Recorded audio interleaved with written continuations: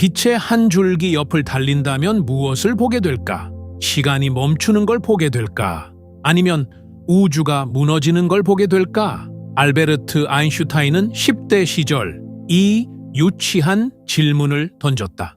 그리고 그 답은 우리가 알고 있던 물리학을 산산이 부수어 버렸다. 이것은 현실을 바꾸기 위해 실험실이 필요 없었던 한 남자의 이야기다. 오직 그의 상상력만으로 빛을 굽히고 시간까지도 굽힌 정신의 이야기.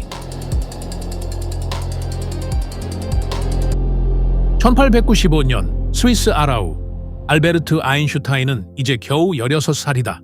선생님들에게 그는 다루기 어려운 학생이다. 쉽게 복종하지 않는다. 규칙을 따르지 않는다. 하지만 그의 머릿속에서는 훨씬 더 큰 무언가가 일어나고 있다. 그에게는 하나의 집착이 있다. 세상과 그를 단절시키는 생각.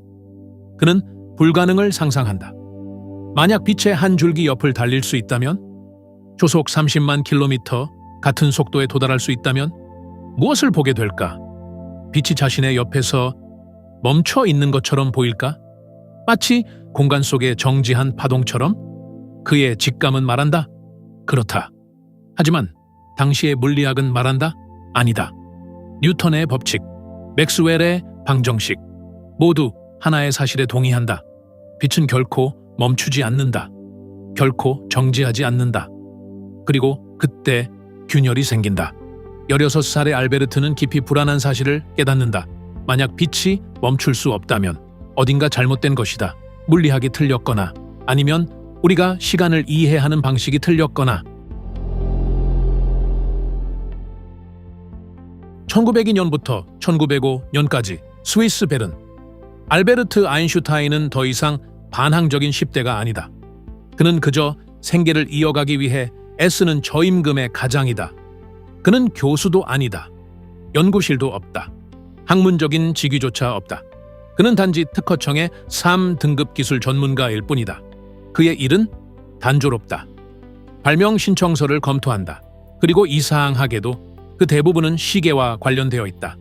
세상은 필사적으로 시간을 동기화하려 하고 있다.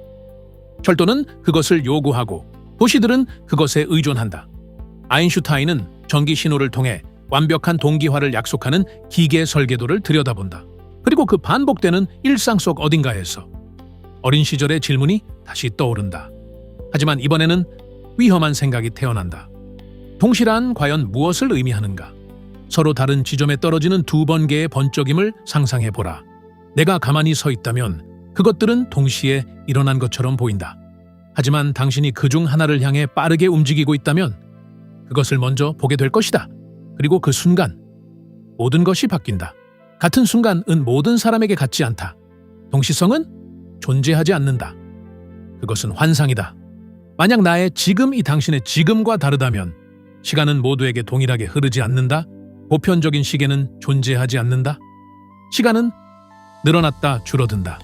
그리고 베른의 작은 사무실에서 서류 더미 사이에 앉아 아인슈타인은 방금 상상할 수 없는 일을 해냈다. 그는 우주의 절대적인 시계를 깨뜨린 것이다. 1905년 스위스 베른. 알베르트 아인슈타인은 겨우 26살이다. 그리고 불과 몇 달 만에 거의 상상할 수 없는 일을 해낸다. 그는 물리학을 영원히 바꿀 4편의 논문을 발표한다. 이것이 바로 기적의 해다. 오직 팽과 종이만으로 그는 현실을 완전히 뒤집는다. 시간은 절대적이지 않다. 공간도 고정되어 있지 않다. 모든 것은 관찰자에 달려있다. 그리고 이 혼돈 속에서 단 하나는 흔들리지 않는다. 빛의 속도. 그것은 언제나 같다. 누구에게나, 어디서나. 그리고 그것이 사실이라면 현실 자체가 휘기 시작한다. 더 빠르게 움직일수록 시간은 더 느리게 흐른다. 길이는 수축하고 지금은 분열된다. 그리고 그는 역사상 가장 유명한 방정식을 써 내려간다. 에너지는 질량의 빛의 속도에 제곱을 곱한 것과 같다. 단순한 아이디어. 하지만 엄청난 결과를 가져온다. 질량과 에너지는 같은 것이다. 하나의 동전의 양면이다. 세상을 충격에 빠뜨린 발견이다. 하지만 이 성공에도 불구하고 아인슈타인은 빈틈을 본다. 무언가가 빠져 있다. 이 새로운 현실의 그림에 들어맞지 않는 힘이 하나 있다. 중력이다. 우주를 하나로 묶는 그 힘은 이 이론밖에 남아있다. 그래서 퍼즐은 아직 완성되지 않았다. 지금은 1907년 스위스 베른. 아인슈타인은 책상에 앉아있다. 그리고 갑자기 그의 머릿속에서 무언가가 번뜩인다. 그는 훗날 이것을 인생에서 가장 행복한 생각이라고 부르게 된다. 그는 한 남자가 집 지붕에서 떨어지는 모습을 상상한다. 떨어지는 동안 그 남자는 자신의 무게를 느끼지 못할 것이다. 그에게는 중력이 사라진 것처럼 느껴질 것이다. 이를 더 잘 이해하기 위해 그는 이 생각을 우주로 옮긴다. 당신이 엘리베이터 안에 있다고 상상해보라. 어떤 행성에서도 멀리 떨어진 곳, 중력이 전혀 없다. 그리고 갑자기 무언가가 엘리베이터를 일정한 가속도로 위로 끌어올리기 시작한다. 당신의 발은 바닥에 눌린다. 무게를 느낀다. 마치 지구에 있는 것처럼. 그리고 그 순간 깨달음이 찾아온다. 중력과 가속도는 같은 것이다. 단순히 비슷한 것이 아니다. 완전히 동일하다. 만약 가속도가 엘리베이터 안에서 빛의 경로를 바꿀 수 있다면 중력도 반드시 같은 일을 할 것이다. 빛은 항상 직선으로만 움직이지 않는다. 어쩌면 휘어지는 것은 빛이 아닐지도 모른다. 어쩌면 휘어지는 것은 공간 그 자체일지도 모른다. 1915년 독일 베를린.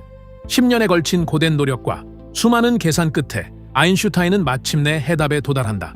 그는 일반 상대성 이론을 발표한다. 중력은 우리를 끌어당기는 보이지 않는 힘이 아니다.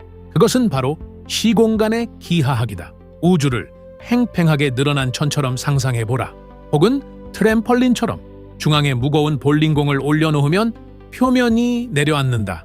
곡선이 생긴다. 그 공이 바로 태양이다. 이제 그 주변을 지나가는 더 작은 물체를 상상해보라. 그것을 끌어당기는 것은 아무것도 없다. 단지 그 곡선을 따라갈 뿐이다. 질량이 만든 움푹한 부분으로 굴러 들어간다. 그것이 바로 중력이다. 하지만 여기서 모두를 놀라게 하는 예측이 등장한다. 빛조차도 휘어진다. 질량이 없음에도 불구하고 태양 가까이를 지나면 그 경로는 휘어지게 된다. 거의 상상하기 어려운 아이디어다. 방정식은 그것을 요구한다. 하지만 어떻게 증명할 것인가? 태양이 빛나는 동안에는 별을 볼 수 없다. 낮이 밤으로 바뀌는 순간이 필요하다. 필요한 것은 개기일식이다. 1919년 5월 29일 프린시페 섬. 아인슈타인이 기다리던 증거는 수천 킬로미터 떨어진 곳에 있었다. 아프리카 해안에 위치한 외딴 섬 프린시페. 그곳에서 영국의 천문학자 아서 에딩턴이 기다리고 있다. 단순한 일식이 아니라 과학의 역사를 바꿀 수 있는 순간을. 단 몇 분 동안 태양은 사라진다. 별들이 모습을 드러낸다. 만약 아인슈타인이 옳다면 그 빛은 휘어졌을 것이다. 하늘에서의 위치는 어긋나 보일 것이다. 그들이 찾는 것은 바로 그것이다. 아주 미세한 변화. 일식이 시작된 아침, 하늘이 어두워진다. 하지만 그 이유는 달이 아니다. 구름, 폭풍. 에딩턴은 절망 속에서 하늘을 올려다본다. 수년간의 이론과 기대가 사라질 위기에 놓인다. 그리고 개기일식이 시작되기 몇 분 전 하늘이 열린다. 완전히는 아니지만 충분할 만큼. 마치 마지막 기회가 주어진 것처럼 달이 태양을 가린다. 낮이 밤으로 변한다. 에딩턴은 셔터를 누른다. 계속해서 그는 인생에서 가장 중요한 사진들을 남긴다. 하지만 실험은 거기서 끝나지 않는다. 사진 건파는 절대적인 정밀도로 측정되어야 한다. 단일 밀리미터의 오차가 모든 것을 결정한다. 베를린에서 아인슈타인은 기다린다. 데이터도 없다. 확신도 없다. 만약 측정이 실패한다면 그의 이론은 무너진다. 10년의 노력은 모두 사라져버린다. 1919년 11월 6일 영국 런던. 왕립학교의 대강당에는 긴장감이 감돌고 있다. 아이작 뉴턴의 위험 있는 초상화 아래에서 세계 최고의 과학자들이 기다린다. 결과는 준비되었고 그리고 그것은 분명했다. 빛은 휘어졌다. 정확히 예측된 대로. 그 순간 200년 넘게 물리학의 흔들림 없는 기둥이었던 뉴턴은 그 지위를 잃는다. 다음 날 세상은 전혀 다른 모습으로 깨어난다. 신문의 헤드라인이 전 세계를 뒤흔든다. 과학의 혁명, 뉴턴의 이론 뒤집히다. 그리고 갑자기 하나의 이름이 모든 곳에 등장한다. 아인슈타인. 하룻밤 사이에 거의 무명이었던 한 물리학자가 세계적인 아이콘이 된다. 천재라는 개념 그 자체, 단순히 실험을 수행했기 때문이 아니라 현실을 다르게 상상할 용기를 가졌기 때문이다. 그리고 자신이 옳았음을 증명했기 때문이다. 상상을 초월한 유산, 결국 시간은 벽에 걸린 시계가 아니다. 그것은 우리의 존재를 이루는 근본적인 구조다. 그럼에도 불구하고 아인슈타인은 이를 발견하기 위해 실험실이나 복잡한 장비가 필요하지 않았다. 그에게 필요했던 것은 단지 한 방, 그리고 그의 정신뿐이었다. 빛이 하늘에서 휘어지기 전에 그것은 이미 그의 상상 속에서 휘어지고 있었다. 눈을 감은 채 아인슈타인은 사고 실험을 수행했다. 그는 자신이 빛의 한 줄기를 쫓는 모습을 상상했다. 엘리베이터 안에서 자유낙하하는 한 남자를 상상했다. 스위스의 그 다루기 어려운 학생에서 우주의 모습을 바꾼 인물에 이르기까지 하나의 결론이 남는다. 아인슈타인의 이야기는 단순한 물리학의 한 장이 아니다. 그것은 과학이 대담한 가설에서 시작된다는 증거다. 그에게 지식은 결코 고정된 것이 아니었다. 그것은 출발점이었다. 그는 상상력을 궁극적인 도구로 사용해 자신의 시대의 한계를 넘어섰다. 왜냐하면 당연한 것으로 여겨지는 것을 의심할 때에만 우리 세계를 지배하는 법칙을 진정으로 밝혀낼 수 있기 때문이다. 이것이 오늘의 브레인 스낵이었다. 재미있었다면 구독해주세요. 다음 이야기가 당신의 세상을 보는 방식을 바꿀지도 모릅니다.